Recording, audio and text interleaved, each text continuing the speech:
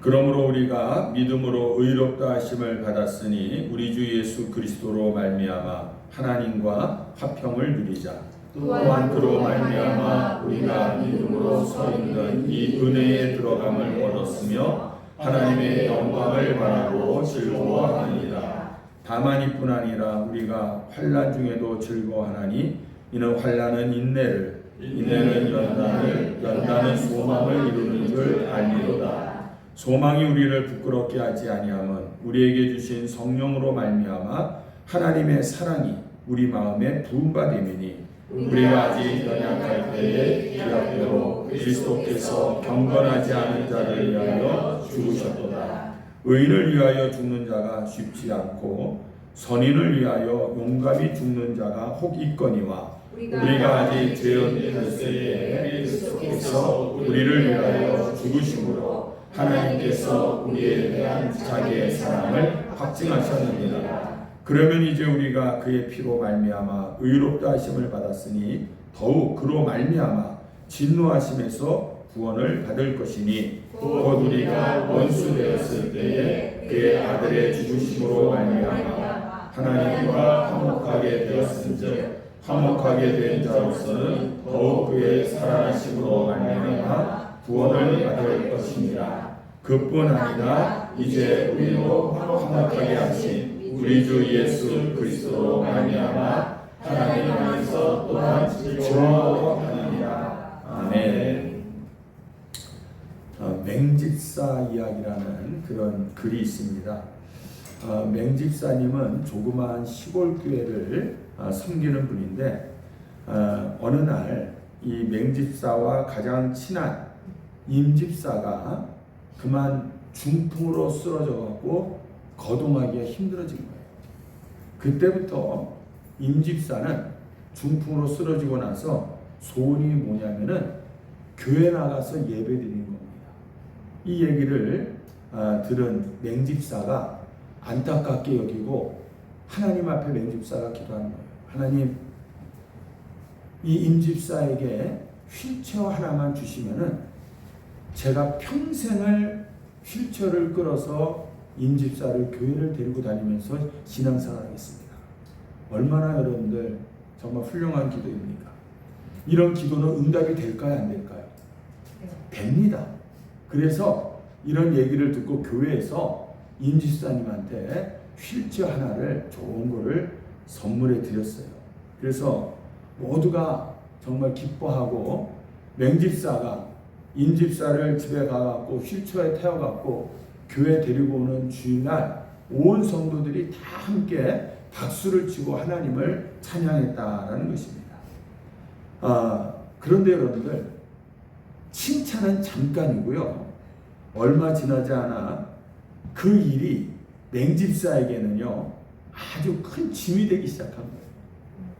그것도 하루 이틀이지 매일 그 시골길에서. 왜 그러냐면은 그 시골길은 비포장되어 있으니까 울퉁불퉁한 이 길을 매일 이 교회 갈 때마다 임집사를 끌고 가려니까 얼마나 힘들겠습니까? 그리고 비라도 오는 날이면은 그 진흙길을 휠체어로 끌고 가니까 정말 죽을 맛인 거예요. 하루는 수요일 날인데 비가 억수같이 오더래요. 그래갖고 임집사한테 오늘 비가 이렇게 많이 오는데 교회 가겠어? 그랬더니 가고 싶다는 거예요. 그러니까 이분이 맹집사가 이 임집사를 휠체어에다가 앉히고 비가 오니까 또 우산을 쓰고 진흙탕길을 가니까 얼마나 힘들겠습니까? 그래갖고 마음속으로 이런 생각을 하는 거예요. 왜 죽지도 않고 이렇게 사람을 고생시키나? 이 충분히 여러분들 이 공감이 가지 않습니까?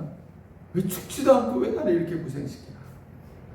물론 그날 밤 맹집사가요 이 비가 오는 가운데서도 비를 맞으면서 휠체어를 데리고 임집사로 왔으니 성도들이 어떻겠습니까? 그냥 맹집사를 칭찬하기 바쁜 거예요. 또 주일날 아침에도 마지못해갖고 임집사를 휠체어에 태워갖고 끌고 들어갑니다. 교회로 끌고 들어가니까 성도들이 보면서 저 맹집사는 천사요 천사. 자식들도 하지 못하는 일을 저 맹집사는 천사요 천사. 이러면서 다 칭찬하더래요. 그런데 맹집사가 그러면서 교회를 들어가는데 차마 이 예배당 입구에 딱 서갖고 못 들어가겠다는 거예요. 왜 그랬냐면은 그날도 오면서 이런 얘기를 했다는 겁니다. 마음속으로 이 휠체어를 탄 이 임집사, 그렇게 자기가 친했던 임집사인데 빨리 좀 죽었으면 좋겠다. 그래야지 내가 이 일이 끝나지. 저 임집사가 죽지 않는 한에는 나는 평생을 이 임집사를 끌고 다녀야 되겠구나. 이런 마음으로 왔었다는 것입니다. 그러니까 여러분들, 이것이 바로 우리 인간의 한계인 거예요. 우리가 아무리 정말 하나님 앞에서 헌신하고 봉사하고 충성한다 할지라도요, 우리 인간의 한계는 여기까지인 겁니다. 능력의 한계는 여기까지인 것이고, 의롭다고 우리가 이야기하지만 우리의 의의 한계가 여기까지인 거예요. 이렇게 다 하나님 앞에 도저히 나아갈 수 없는 그 맹집사, 문 앞에서 도저히 나아가지 못하고 머뭇거리고 있는데 하나님께서 깨달음을 주시더라는 거예요. 그 음성이 뭐냐면은, 그렇구나, 내가 예배당 안으로 들어가는 것이 아니라 예수님이 내 안에 들어오시는 거구나. 내 모든 허물과 이 죄악에도 불구하고 나를 받아주시고 나를 용서해 주신 그 주님의 사랑을 내가 힘입어서 오늘도 내가 이렇게 살아가는 것이구나. 이것이 내 힘이고 내 능력인 줄 알았더니 아니고 하나님이 주신 능력으로 내가 지금까지 살아왔구나. 이것이 깨달아지더라라는 것입니다. 여러분들, 이렇게 우리가 인간의 한계를요, 우리가 인정해야 되는 거예요. 나를 인정하지 못하는 사람 많이 있습니다. 근데 우리의 한계를 인정할 때 우리는 어떻게 되냐면 절망하게 돼요. 나는 이런 사람이구나. 나는 이것밖에 안 되는 사람이구나 라고 우리가 절망하게 됩니다. 그런데 절망할 때 비로소 우리는 하나님을 찾게 되는 줄로 믿습니다. 네. 한계를 인정하지 않고 절망하지 않는 사람은 절대로 하나님을 찾을 수가 없게 되는 것이에요. 그런데 하나님을 찾을 때 우리에게 희망이 생기는 줄로 믿습니다. 우리에게 소망이 생긴다는 것이에요. 내 의지만으로는 인간의 한계를 넘어설 수 없어서 오늘도 내가 하나님을 찾게 되는 것이고, 하나님 앞에 오늘도 내가 이렇게 나오게 되는 것이에요. 그런 하나님을 내가 믿고 의지할 때에 하나님은 날마다 채워주시는 그런 하나님의 은혜로 인해서 오늘도 우리는요, 정말 평안함을 누리고 하나님이 주시는 풍성한 삶을 우리가 누리게 되는 줄로 믿습니다. 그러므로 이제까지 내가 습관적이고 의무적인 이런 신앙생활을 벗어버려야 될 줄로 믿습니다. 아이고, 오늘도 이 날씨는 더 춥겠고 교회 가려고 하니까 왜 날씨까지 도와주지 않네. 그러면서 행여나 그런 불평을 하면서 우리가 교회로 오지 않았습니까? 아니면은 오늘도 교회 오기 전에 내 안에서 이 교회 오지 못하게 하는 여러 가지의 그런 방해 요소들 때문에 갈등하다가 그래도 어쩔 수 없이 이 교회를 오지 않았는가, 한번 여러분들 돌이켜 보시기 바랍니다. 이런 습관적이고 그리고 의무적인 신앙생활은요, 우리의 신앙생활에 아무런 도움이 안 된다라는 것입니다. 마지못해서 할 수 없어서 하는 이런 교회 생활이 아니라 오늘도 나의 한계를 인정하고 그리고 겸손히 주님을 의지하면서 하나님의 은혜가 샘솟는 그런 기쁨의 신앙생활 하시기를 주님의 이름으로 축원합니다. 안타까운 것은 뭐냐면요, 오늘날 우리 한국교회 성도들이 교회는 다 다닌다고 하는데 기쁨이 없는 거예요. 즐거움이 없는 거예요. 교회 나와서 성도들을 만나면 기쁘고 즐겁고 정말 우리가 웃다가 헤어져야 되는데, 교회 와서 성도들하고 뭔 이렇게 심각한 얘기들을 많이 하는지, 심각한 이야기 하다가 또 성도들하고 만나서 싸우고 갈등 빚고 서로 미워하고 교회 안에서 그러다가 주일날 헤어지는 그런 성도들이 너무 많다는 것입니다. 여러분들 로마서를 우리가 1장부터 시작했는데 1장 1절부터 17절은 예수가 복음이다. 이거 복음인 예수가 구원이다라는 얘기를 했고요. 또 1장 18절부터 20절까지는 모든 사람은 다 죄인이다. 그리고 3장 4장에서는 그러나 오직 믿음으로 말미암아 우리는 의롭다함을 얻는다. 이걸 우리가 공부를 했어요. 그리고 5장 오늘도 시작하는데 1절을 다시 한번 읽겠습니다. 그러므로 우리가 믿음으로 의롭다 하심을 받았으니 우리 주 예수 그리스도로 말미암아 하나님과 화평을 누리자. 의롭다함을 입었는데 그로 말미암아 이제는 우리가 하나님과 뭐가 된다고요? 화평을 누린다는 거예요. 의롭다함을 받았으니 화평을, 하나님의 구원의 기쁨을, 행복을 누리면서 살자라는 거예요.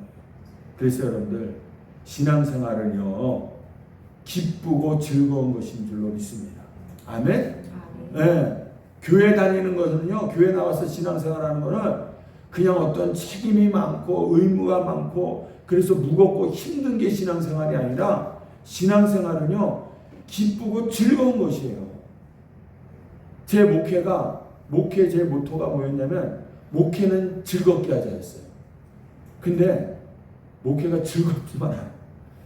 어렵고 힘들고 정말 어두울 때가 또 많이 있습니다. 그럼에도 불구하고 목회는 하나님이 주신 귀한 사역 아닙니까? 많은 사람들에게 다 주신 것이 아니라 특별한 사람을 불러서 목회자로 세운 것이니까 이 목회는 즐겁게 하자. 늘 그 마음속에서 목회를 하고 있는 거예요. 우리 성도님들도 신앙생활은 즐겁고 기쁜 것입니다. 그러므로 힘들고 어렵지만은 즐겁고 기쁘게 신앙생활 하려고 노력하시기를 주님의 이름으로 축원합니다.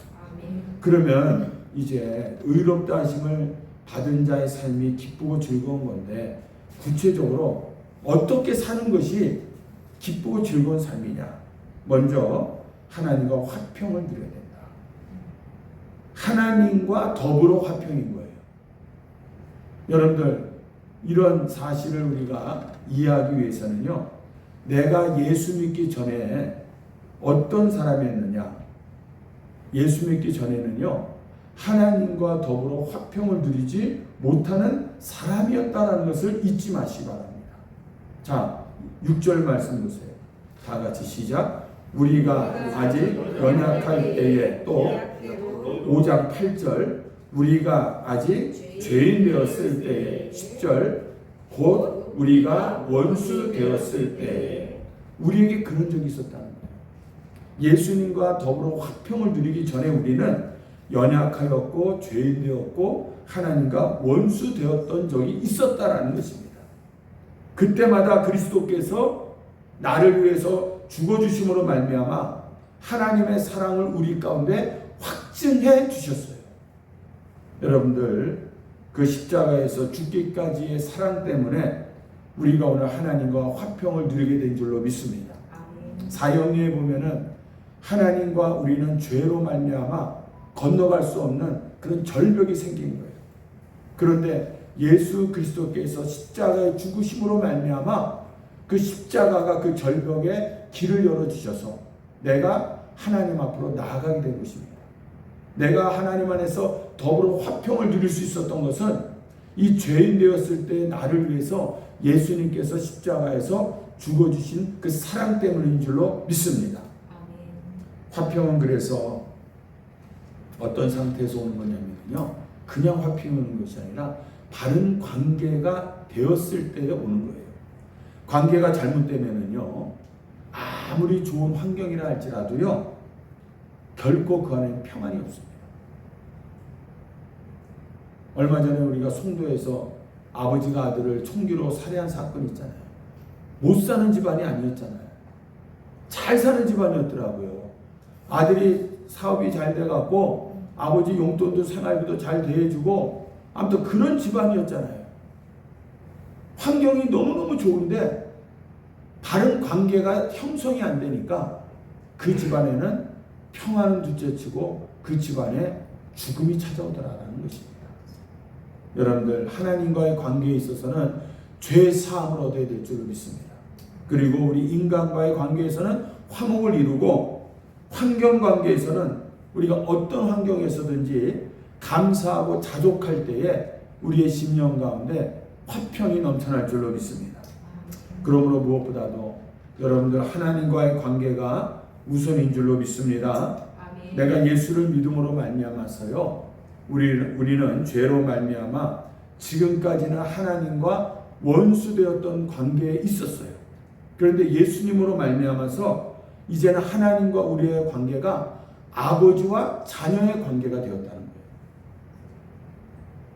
나를 창조하신 하나님, 나를 구원하신 그 하나님께서는 이제 우리가 하나님을 부를 때 어떻게 부를 수 있냐면 나의 하나님 아버지라고 우리가 부르게 되었다는 것입니다.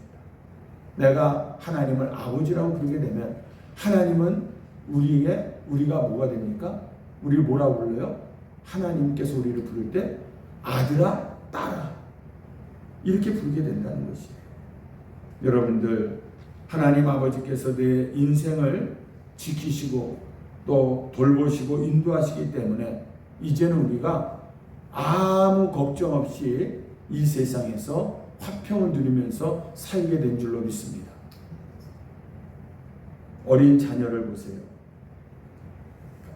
어린 자녀들을 보면은 엄마 아빠가 내 옆에만 있기만 하면은 그것으로 행복한 것이에요. 시편 44편 8절에 보니까 내가 편안히 눕고 자기도 하리니 나를 안전히 거하게 하시는 이는 오직 여호와시니라 이렇게 말하고 있습니다. 그러므로 여러분들, 먼저 우리가 의롭다 하심을 입은 자들은 하나님과 더불어 화평을 누리는 그런 삶을 살아야 될 줄로 믿습니다. 아멘. 예, 그리고 두 번째로는요, 의롭다 하심을 받은 자의 삶은요, 은혜의 자리로 들어가야 된다라는 것이에요. 하나님께 계속해서 우리는 가까이 나아가는 그런 삶을 살아야 된다는 것입니다.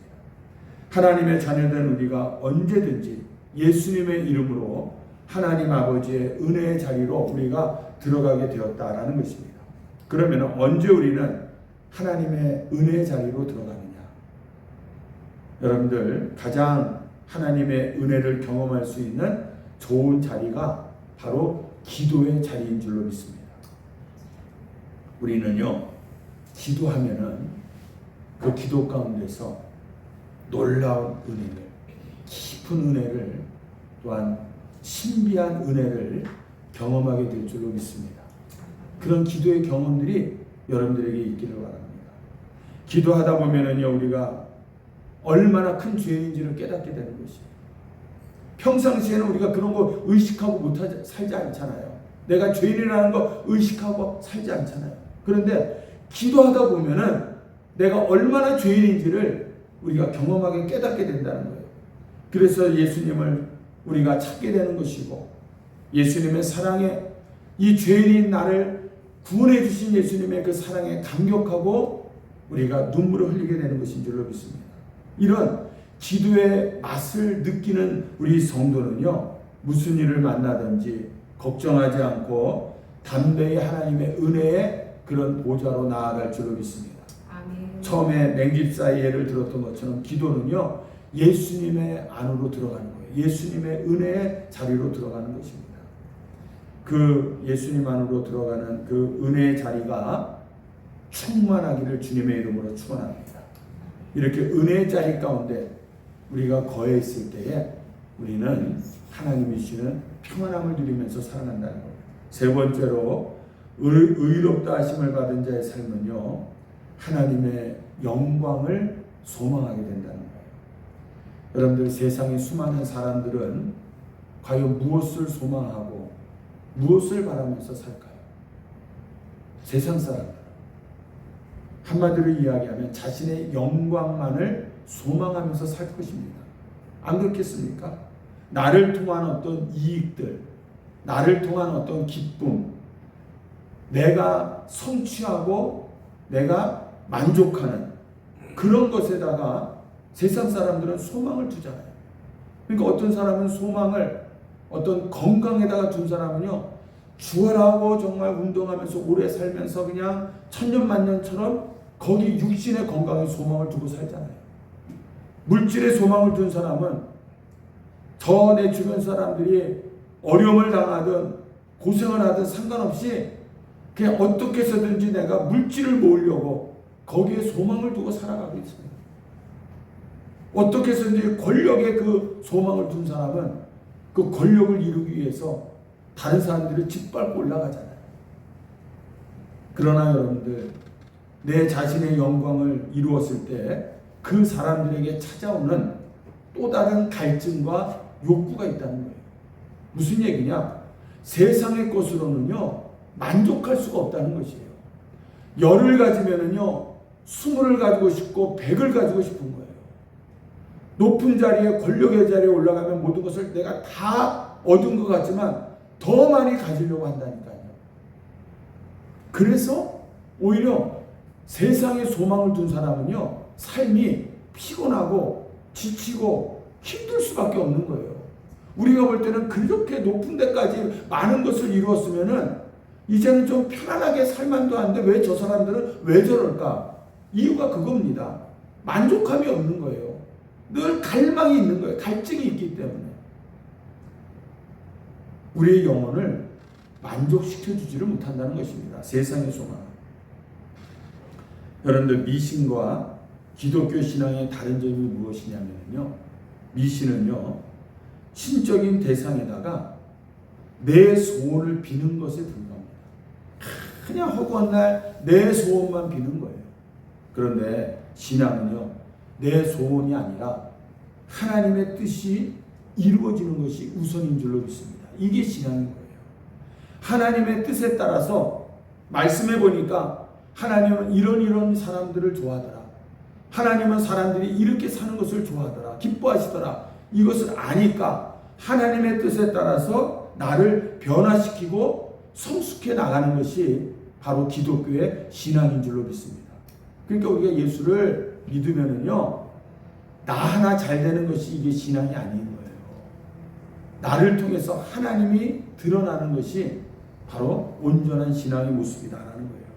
그래서 내가 예수 믿고 나는 축복받았습니다. 여러분들, 이거 별로 좋은 소리 아닙니다. 네. 예수 믿고 나는 잘 됐습니다. 나는 돈을 많이 벌었고, 나는 예수 믿고 우리 자녀들이 잘 됐고, 이게 자랑거리가 아닌 거예요. 창피한 일입니다, 여러분들. 내가 예수 믿고 나를 통해서 하나님의 일들이 잘 되는 것들, 이것이 정말 축복인 줄로 믿습니다.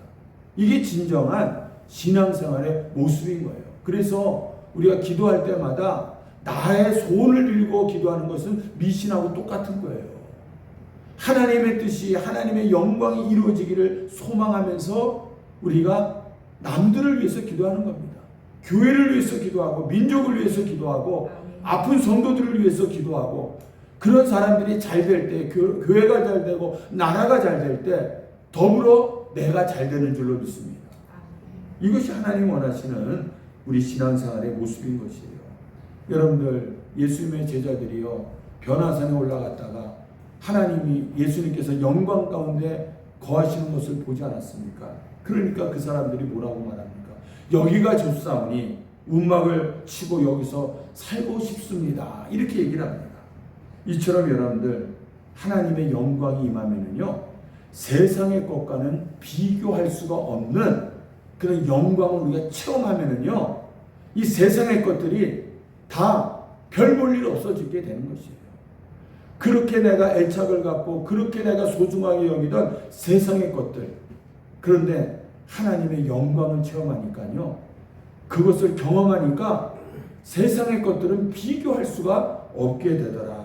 그래서 우리가 하나님의 영광을 소망하게 되는 줄로 믿습니다. 여러분들, 저는 여러분들이 기도하는 가운데 그런 하나님의 영광을 경험하기를 주님의 이름으로 축원합니다.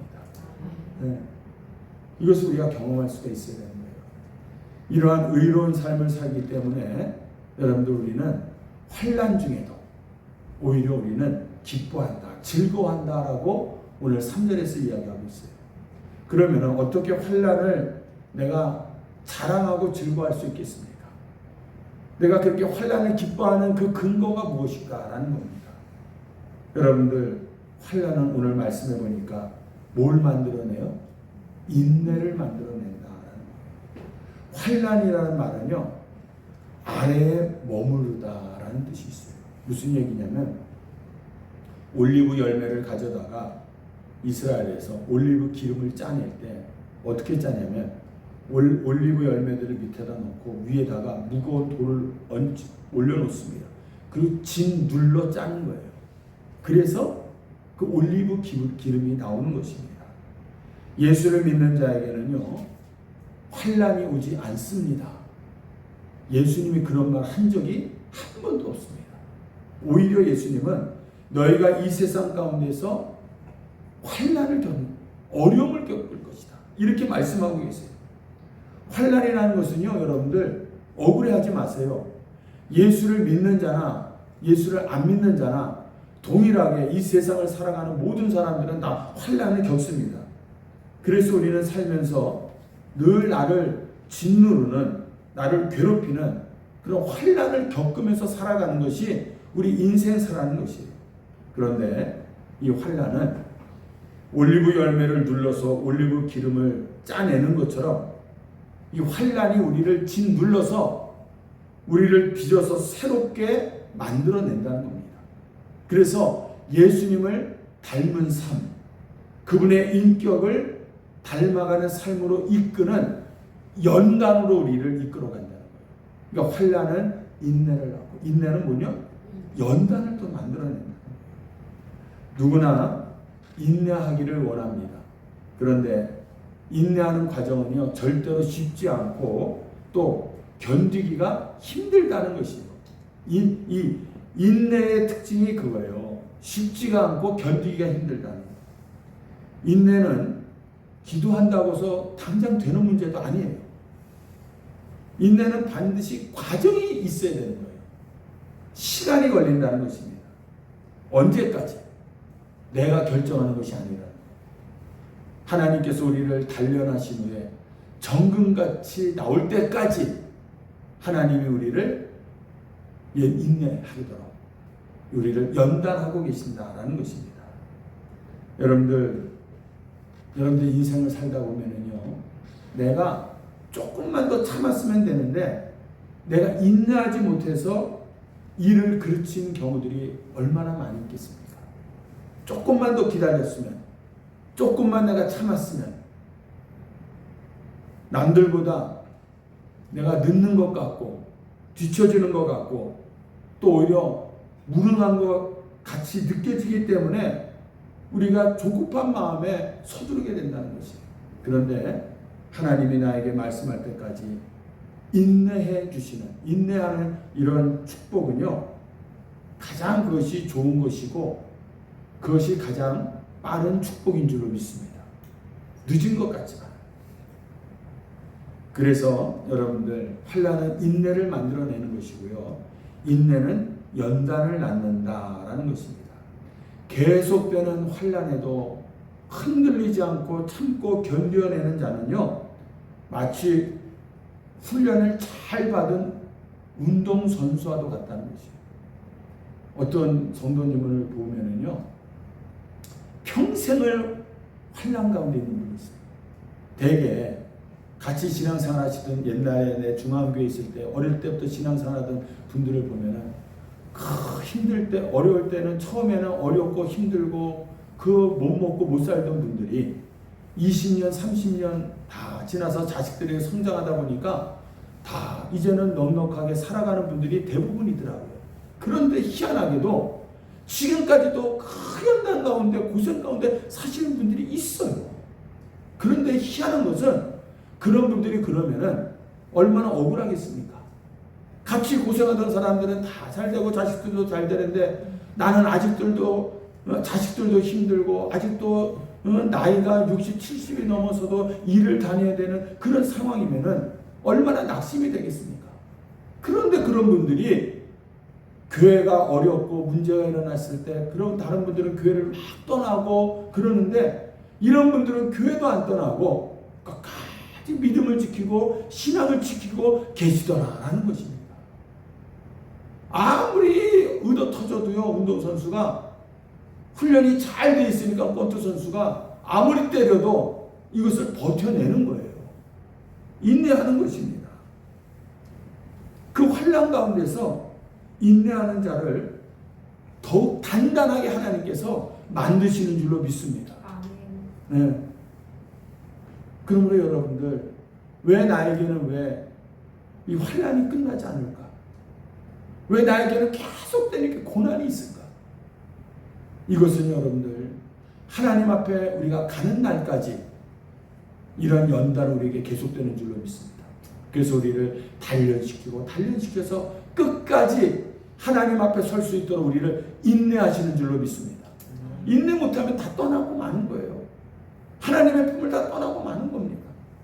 끝까지 인내하셔서 우리가 천국에서 다시 만나기를 주님의 이름으로 축원합니다. 세 번째로는요, 이 연단이 이렇게 연단을 받고 인내를 받고 결국 우리를 소망을 이루게 한다라고 이야기하고 있어요.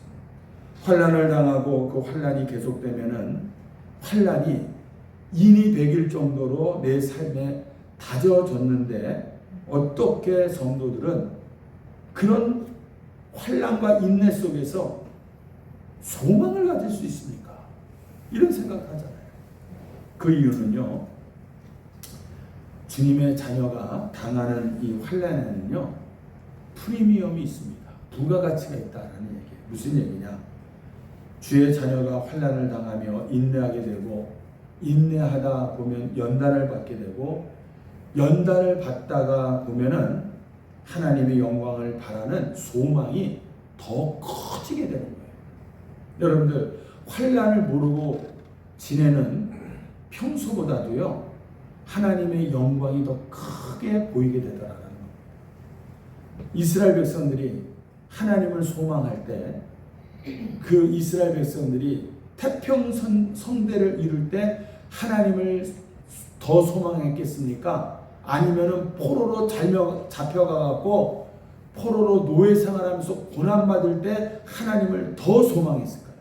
언제 더 소망을 했겠어요? 포로로 잡혀갔을 때, 내가 고난을 당할 때, 내가 환난을 당할 때, 그것을 참고 인내할 때에 하나님을 더 소망하게 된다는 것입니다.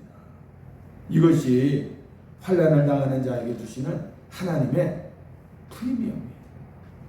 더 소망하게 만든다는 것입니다. 5절에 보세요. 이 소망이 우리를 부끄럽지 않게 한다. 그 이유가 뭡니까? 5절 다 같이 한번 읽어봅니다. 소망이 아니하면 우리에게 주신 성령으로 말미암아 하나님의 사랑이 우리 마음에 부음받음이니, 하나님께서 성령을 통해서 주의 사랑을 우리 마음 가운데 부어주셨기 때문이라는 거예요. 그래서 우리가 소망을 갖게 되는 거예요. 여러분들이 소망을 갖는다는 것 자체가 얼마나 큰 은혜입니까? 세상 사람들은 그런 소망 없어요. 내가 이 세상 먹고 살다가 죽으면 끝이지 무슨 소망이 있느냐 이렇게 얘기하지만, 하지만 우리는 그 소망을 갖고 있죠. 영원한 소망. 하나님께서 우리에게 부어주신 이 소망, 성령으로 말미암아 하나님의 사랑이 우리 마음 가운데 부어졌다라는 것입니다. 하나님의 사랑을 우리 마음에 부어주셨는데 그것이 실증적인 예가 있습니다. 6절 보세요. 시작. 우리가 아직 연약할 때에 기약대로 그리스도께서 경건치 않은 자를 위하여 죽으셨다. 우리가 연약할 때, 내가 아직까지 경건치 않을 때에 나를 위해서 죽어주셨다는 거예요. 내가 뭐 하나님을 위해서 정말 예배드리고 내가 하나님 앞에 뭔가를 해드려서 주님께서 나를 위해서 죽어주신 것이 아니라, 나는 아무것도 주님 앞에 한 것이 없는데 연약하고 죄인 되었을 때에 하나님이 나를 위해서 죽어주셨다. 이것이 어떻게 하나님의 사랑이 실증적인 예가 될 수 있었는가? 7절, 8절 다 같이 시작. 의인을 위하여 죽는 자가 쉽지 않고 선인을 위하여 용감히 죽는 자가 혹 있거니와, 우리가 아직 죄인이었을 때에 주께서 우리를 위하여 죽으심으로 하나님께서 우리에 대한 자기의 사랑을 확증하셨다. 이렇게 얘기해요. 여러분들, 시대를 이끄는 정치인이나 위대한 지도자가 나타나면은 주변에 수많은 사람들이, 군중들이 몰려듭니다. 사람들은 그 지도자를 위해서 목숨을 내가 걸겠다라고 다짐을 합니다. 그런데 정말 죽을 정도로 그렇게 충성을 하던 사람들이 그 지도자를 위해서 죽습니까? 그런 사람은 없다는 거예요. 거의 없다는 거예요. 네. 이 정치계에서 요즘에 흔히 TV에 보면 정치인들 하는 말이 뭐냐면, 정치는 뭐다? 아니, 정치는, 얼마 전까지 정치인들이 제일 많이 한 말이죠. 정치는 생물이다, 생물. 정치는 생물이다. 이 얘기를 제일 많이 했잖아요. 그래갖고 이 정치하는 사람들 우리가 보면은요, 어제까지는 동지였다가 오늘은 적이 되잖아요.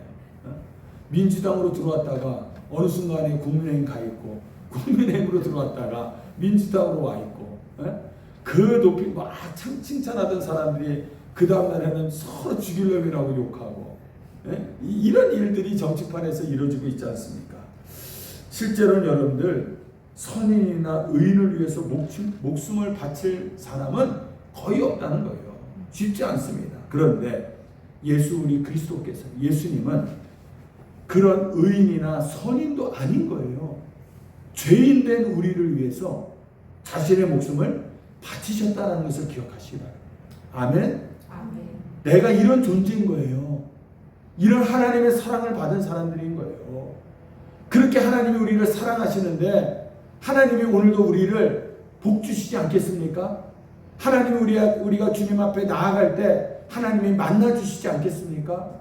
여러분들, 우리는 하나님 앞에 그런 큰 사랑을 받은 자인 줄로 믿습니다. 아멘. 연약한 자였고 우리 경건치 않은 불경건한 자였다는 것입니다. 하나님을 떠나 있었던 사람이고 하나님의 그 성품을 늘 거슬렸던 그런 사람들이었다는 것이에요. 그럼에도 불구하고 우리의 추함을 다 아시고 우리를 위해서 목숨까지 바치신 분이 바로 예수 그리스도인 줄로 믿습니다. 그런 주님을 위해서 우리가 이 세상을, 남은 인생을 여러분들 사시지 않겠습니까? 주님을 위해서 이제는 우리가 살아야 되지 않겠느냐라는 것입니다. 로마서 5장 9절과 10절에 보시면은 더 우리에게 확신과 소망을 주는 말씀이 나옵니다. 다 같이 읽습니다. 그러면 이제 우리가 그의 피로 말미암아 의롭다 하심을 받았으니 더욱 그로 말미암아 진노하심에서 구원을 받을 것이니 10절 곧 우리가 원수 되었을 때에 그의 아들의 죽으심으로 말미암아 하나님과 화목하게 되었은즉 화목하게 된 자로서는 더욱 그의 살아나심으로 말미암아 구원을 받을 것이니라. 아멘. 이 얘기 여러분들, 원수 되었을 때도 예수님의 죽으심으로 하나님과 화해되었는데 지금 화해된 우리가 하나님의 생명으로 구원함을 얻은 것을 더욱더 확실한 사건이다라는 것입니다. 우리는 다 하나님 앞에서 구원받은 성도들인 줄로 믿습니다. 그러므로 이제 결론입니다. 의롭다함을 받은 사람들의 삶을 그럼 어때야 되느냐? 11절 시작. 그뿐 아니라 이제 우리로 화목하게 하신 우리 주 예수 그리스도로 말미암아 하나님 안에서 또한 즐거워하느니라. 제가 처음에 말씀드린 우리 성도의 신앙생활은 무엇이다? 기쁘고 즐거운 것이다.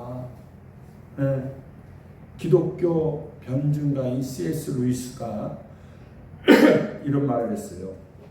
예수 믿는 사람에게 있어서 기쁨은 대문자로 표현할 수 있는 삶입니다. 가장 대표적인 삶의 모습이 기쁨이라는 거예요. 또한 진정으로 신뢰할 만한 기독교는 하나님을 영화롭게 하고 세상을 흔들어 놓는 기독교는 그 중심에 항상 기쁨이 있습니다. 우리 예수 믿는 사람들이 이 세상에 나아갔고요. 특별히 표식나게 드러낼 수 있는 표식이 뭘까요? 내 이마에다가 십자가를 이렇게 그려놓고 살아야 됩니까? 아니면은 성경책을 늘 들고 다니면서 보여줘야 됩니까? 우리가 예수를 믿고 살아간다는 것에 가장 이 세상 사람들에게 보여줄 수 있는 표식이 뭐냐면요, 기쁨인 줄로 믿습니다. 늘 기쁜 거예요. 어떤 상황 속에서도 저 사람들은 늘 즐겁고 기쁜 거예요. 세상 것으로 좋아하는 기쁨이 아니라요, 여러분들 하나님의 영광을 바라보고 기뻐하는 것입니다. 한 선교사가 처음에 우리 나라에 왔는데 예수 믿는 사람들을 이렇게 보니까 좀 이상한 거예요. 물어봤어요. 왜 한국 교인들은 이 교회 예배드리러 들어오기만 하면은 바깥에서는 그렇게 웃고 떠들고 즐거워하다가 이 교회당 예배당 안으로 들어오기만 하면 얼굴이 굳어집니까? 이렇게 물어봤어요. 좀 그런 경향이 있죠. 우리 성도들은 바깥에서 교회 예배당 안으로 들어오기 전까지는 로비에서 만나면 그러다가 그 들어와서는 이게 경건하게, 그러니까 그 목사님이 특별히 할 말이 없으니까 뭐라고 얘기했냐면, 우리 한국 교인들은 예배당 안에 들어오면 예수님의 그 고난과 죽음을 늘 묵상하기 때문에 이렇게 예배당에 안에 앉아 있으면 얼굴이 굳어지는 겁니다. 이렇게 얘기했다. 그러니까 그 선교사님이 뭐라고 대답하냐? 그러면 한국 교인들은 예수님의 고난과 죽음만 알고 예수님의 부활을 모르십니까? 이렇게 물어봤다는 거예요. 예수님의 부활은 얼마나 기쁜 겁니까? 그러니까 여러분들, 우리가 신앙생활뿐만 아니라 우리의 일상생활 속에서 하나님이 주시는 그 기쁨이 충만하기를 주님의 이름으로 축원합니다. 교회 안에서든 교회 밖에서든 하나님 안에서 주시는 이 기쁨이 우리 안에 충만할 때에 정말 우리 안에 있는 모든 걱정과 근심도 다 사라질 줄로 믿습니다. 기쁨이 충만할 때에 우리 육신 안에 있는 모든 질병도 다 물러갈 줄로 믿습니다. 아멘. 그 기쁨이 놀라운 기적을 일으킬 줄로 믿습니다. 아멘. 항상 기뻐하시기를 주님의 이름으로 축원합니다. 기도합니다. 아버지 하나님, 오늘 이 말씀을 통하여서 다시 한번 우리가 죄인 되었을 때, 우리가 연약할 때에, 우리가